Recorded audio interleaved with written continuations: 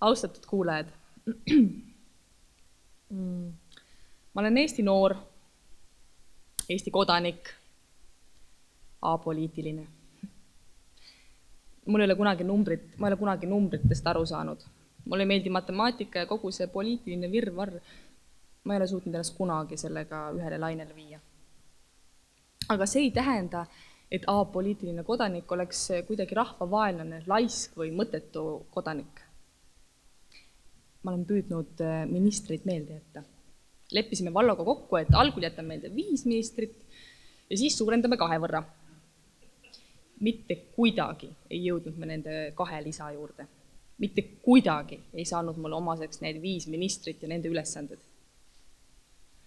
Ma tõesti ei oska rääkida sellest, et mida peaks seal valitsuses muutma või milline erakond on kompetentne Eesti riigi asju ajama või et kas Ansip peaks või ei peaks peaminister olema.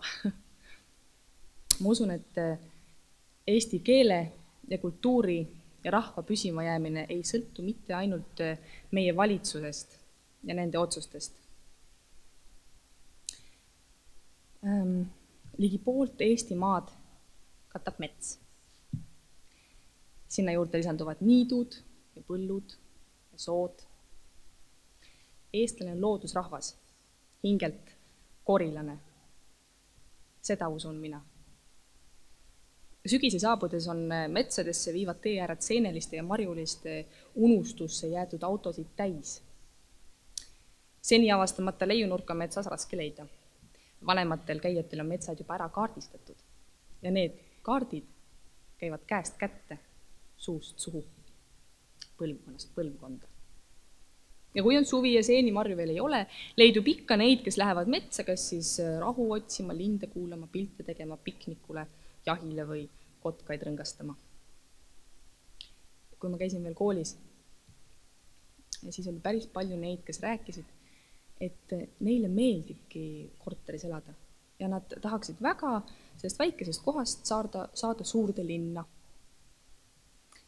Nüüd enamust neist suure linna kummardajatest kurdavad, et tahaks tagasi maale ja räägivad nostalgiliselt, kuidas nad mööda porist põldu paljajalu kartulite vahel jooksid.